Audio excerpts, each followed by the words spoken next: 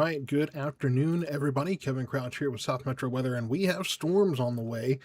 This is going to be really our first, our first severe weather event, I think, of the meteorological spring. Of course, meteorological spring began on March 1st. I know the calendar, I think, says March 20th as far as when spring begins. But hey, I mean, in the meteorological world, we count by kind of by the quarters. Well, this, is I say the quarters, not the same quarters of the year that businesses and things go by, but when we're talking about meteorological seasons, December, January, February is winter, March, April, May for spring. It's just easier for record keeping. But what we have out there right now, we don't have much going on. We just have some showers that are moving through our area. And if we go into the next few hours here, as we will throughout this update, things get more interesting as the day wears on and as we continue to warm up. Really, the big thing to watch today is the stationary front. Now, looks like we did have maybe some heavier rain right around the Frost area here, Blooming Grove, but not what we're going to be seeing later today. And I want to emphasize too, it does not look like this is going to be a huge event necessarily. Actually, let me move some things around here. Sorry about this.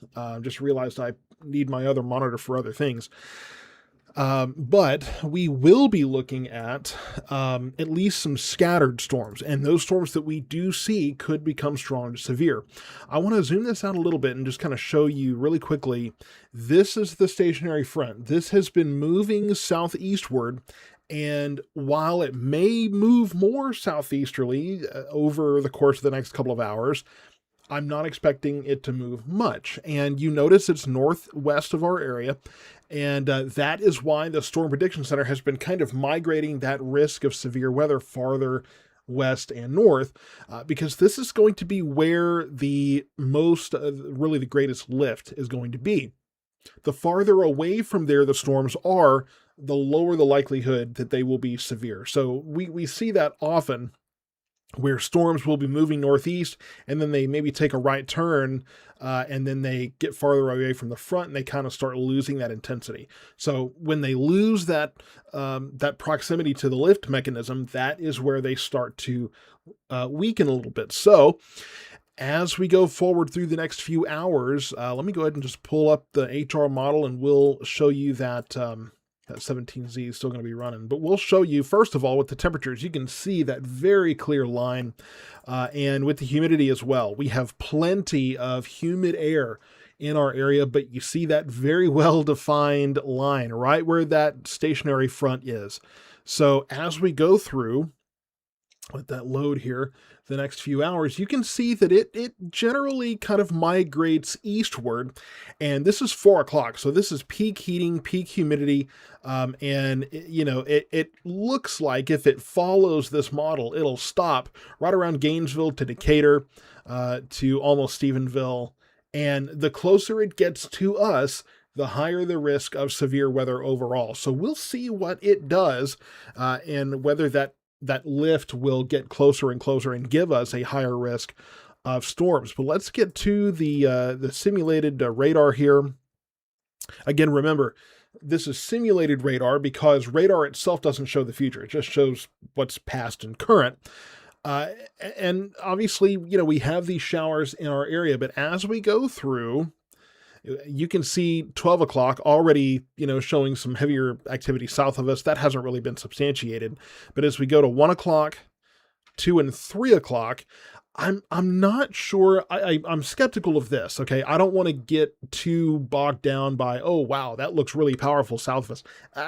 I'm unsure. And you can even see one there in Navarro County. Unsure how much this activity is really going to be impactful. It's this to the west that I'm going to be watching primarily. But you can see as we get to 5 o'clock, some bigger storms, maybe in the Metroplex. And I do expect to see more, at least from probably Stephenville to Decatur to Gainesville, that line. And then as we get into 7 o'clock, 8 o'clock, 9. Now, folks in Waxahachie that are looking at this going, holy crap. Remember, this is not saying there's going to be one exactly over Waxahachie that looks exactly like that. This is a generalization. This is expecting storms, again, closer to that line, to that front, to be intense. And then as we go into, could be more southwest of us, and they will probably be moving more southwest to northeast, so we'll have to watch those.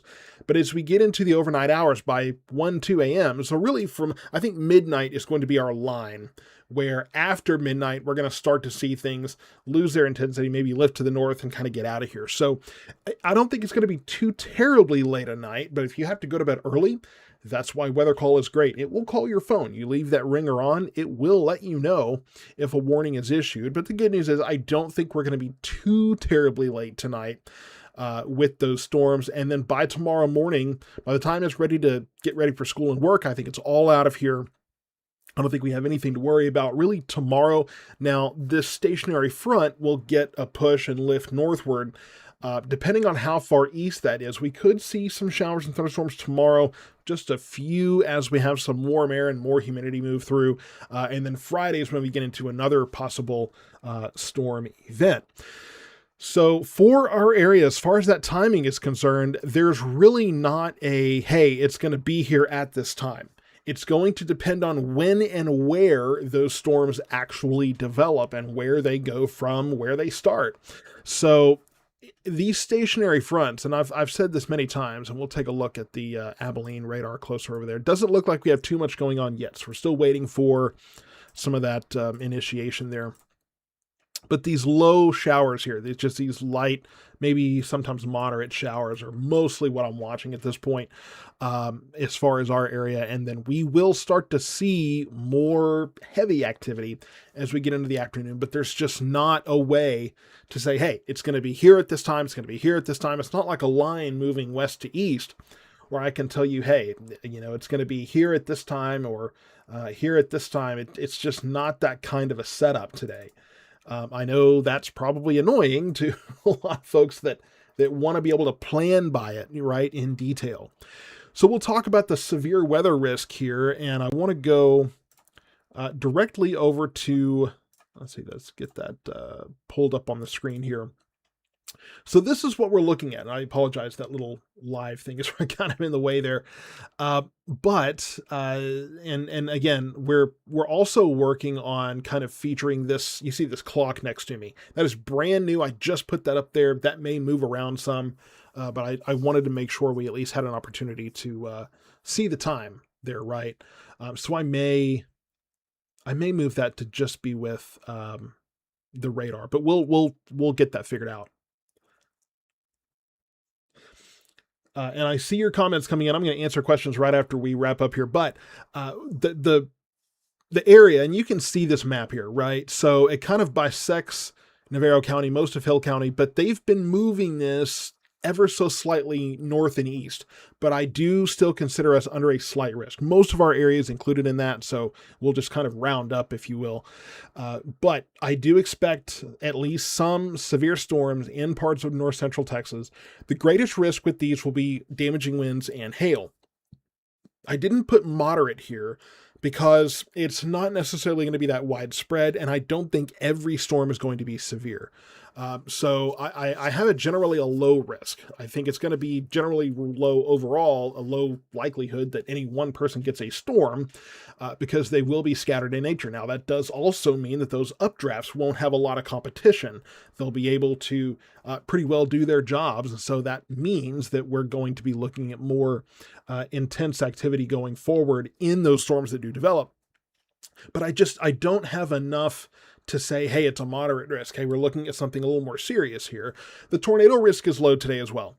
Again, you have those isolated storms, those scattered, right, to isolated storms where those updrafts will dominate, and that could lead to some rotation. But overall, I think that we're looking at a fairly low tornado threat today. Not zero, not ruling it out, but I'm not looking at it being very likely. As far as that flooding risk, I think that's going to be pretty well mitigated to flood-prone areas that get those heavier downpours. It's really going to be a matter of where those heavier rains are, if you happen to get one of those persistent downpours, it's not going to be one of these widespread rain all day events, right? So flooding is not really that widespread an issue. If you get flooding anytime it rains, those flood prone areas, like I say, that could be a problem for you. But it's just not that great a concern for our area. So we'll get right back to the radar here. And again, I'll work on this camera that is right there. So I'll work on that, and we'll kind of make sure that makes sense for, when we show graphics. I want it to make sense, but it will mostly be when we have the radar up here. So I'll probably try to update that. But I know that that's helpful for when this video posts later on Facebook primarily, right? When you're watching that and you go, well, wait, this is there, it's showing storms on the screen. Why is there nothing happening? Because Facebook posts old stuff 3, 4, 5 days later, right? So I think that timestamp will help. So just again, we're looking at just rain right now for our area. But if we look west of us, up near Jacksboro, that's all that activity that's riding the front there. Now, on the west side of the front, you are probably not looking at much. It's cooler over there. It's drier over there. So those are going to be areas that don't have very great conditions for those storms. But let's take a look at maybe a closer radar, because I'm curious what you can see here. Once this gets over on the warm side of the front, it'll hit some more lift and hit some more storm fuel, probably start, blowing up. So through the afternoon, we will have to keep an eye on all of this. And of course I will be, as we go forward. I will of course be watching as well how this could possibly affect the drive home, school release time, all that good stuff. So I know that afternoons in the weekdays are not a great time to be battling these storms, but unfortunately we got to take them when they reach us. So temperatures are in the 70s area wide. That's warm enough, right? That we have the moisture, we have the lift from that stationary front, we have the instability, we have the warm temperatures, all that good stuff. So, in fact, earlier, somebody, I think it was my dad, that said, we have, he said, hey, it's light rain. And I said, yeah, there's tons of moisture in there. And he said, is there warming as well? And I gave him the acronym SLIM. I even have it on a t-shirt, shear, lift, instability, and moisture. Those are the 4 things you need for sure to get those storms, especially those surface-based storms, those more intense storms, to form. And that we've got all 4 of those in our area today. So I will be monitoring this. I don't think that this is going to be a big, major, severe weather event. I know there was a question, Haley saying wind-driven hail possible. I'm having flashbacks. I completely understand. That. Because, when we're dealing with, and I don't know if now that I think about it, are we live on Facebook? Because I'm not seeing any comments. But I know that Facebook has been having some issues today, so apologies if there's any issues with the Facebook stream. I've kind of lost track of whether Facebook is working right or not. It's had some issues this week, but I'm not seeing. Well, let me say it this way. As far as the wind-driven hail issue, what we were looking at that point on March 8th of last year was the hail itself wasn't especially large. It was the winds. It was 90-mile-an-hour winds that turned that hail into buckshot. And what I'm looking at today, I don't think that we have a setup for that. It's certainly not what we saw that morning. What we saw was a boat out microburst filled storm. And I don't think we're quite going to see that. Now, we could see downbursts and microbursts from the storms we have today. Absolutely possible, especially when you consider that we'll be looking at those more intense updrafts and downdrafts, but I'm not expecting anything that particularly intense. So when it comes down to it in the final analysis, I don't expect anything like that. but it doesn't mean it's not possible. So we will have to watch for that. It also probably won't be that widespread, right? That was a storm that covered most of Ellis County. I mean, it was quite a large cell, and I don't think that we quite have the setup for that. Now, on Friday, we'll be watching for more storms again, and it looks like that could be more of a concentrated severe weather risk for our area. Still a couple of days, though. Could easily, change. But we will be watching that closely.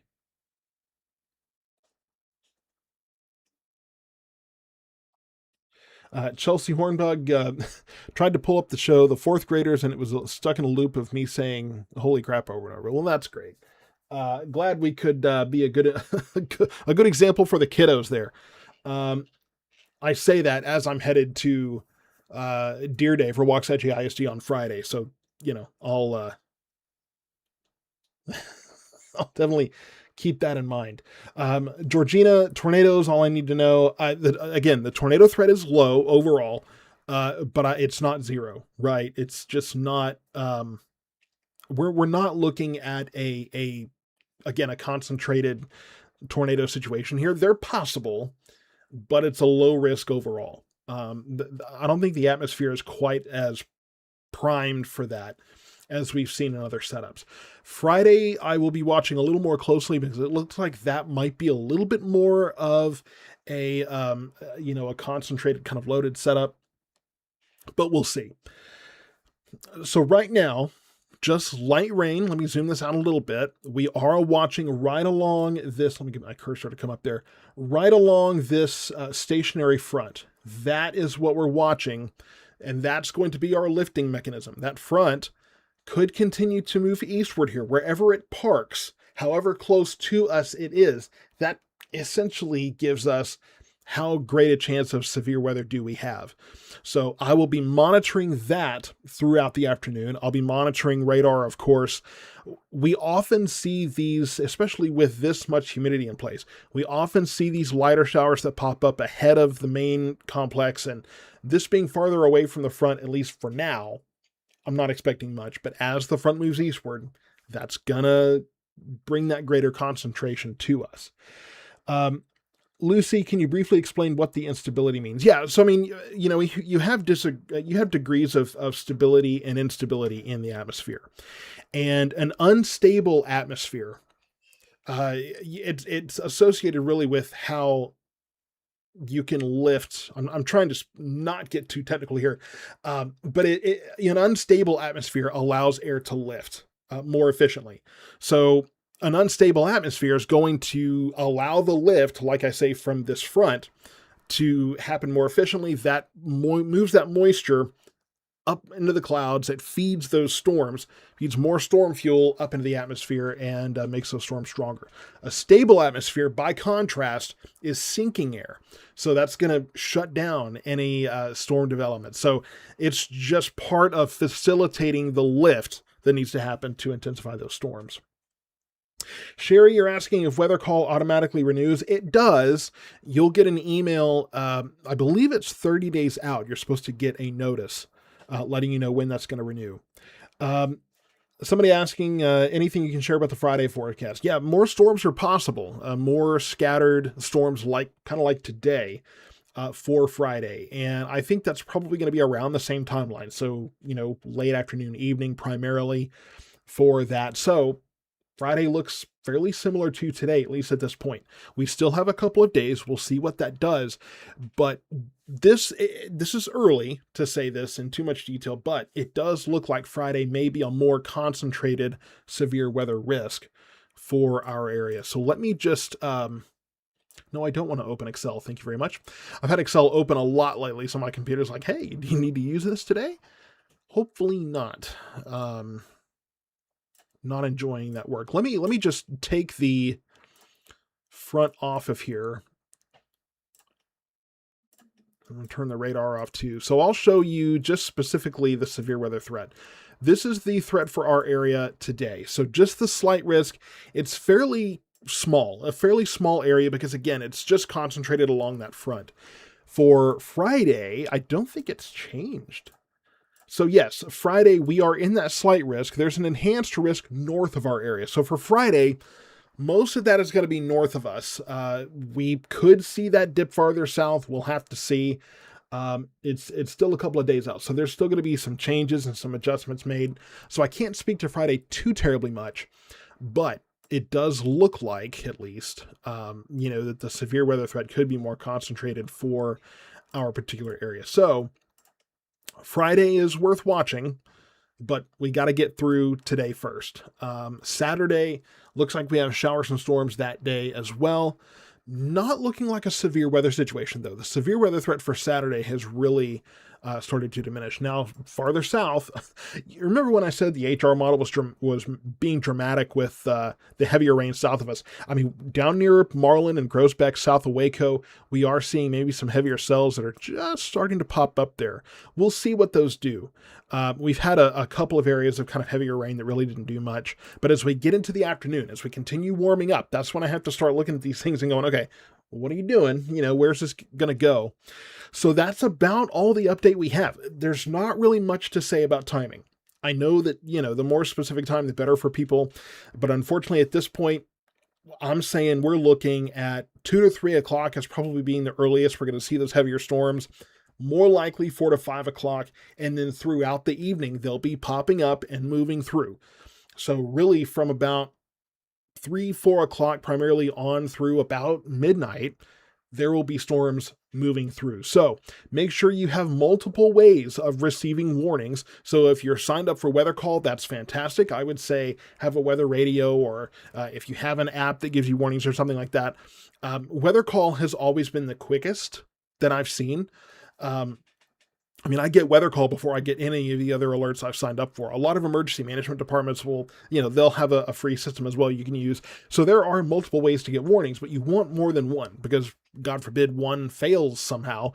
Haven't seen that happen with Weather Call yet, but I have seen some apps that they're kind of slow, right? Or they're just county based and not just your address. You can have something going on way on the other side of the county that you don't need to know about. So that can cause some confusion.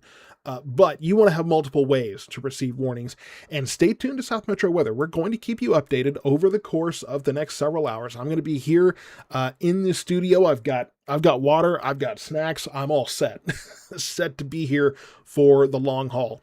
So thank you so much for tuning in. We will bring live coverage as storms begin to develop and move into north central Texas, as our first severe weather event of meteorological spring moves in later today.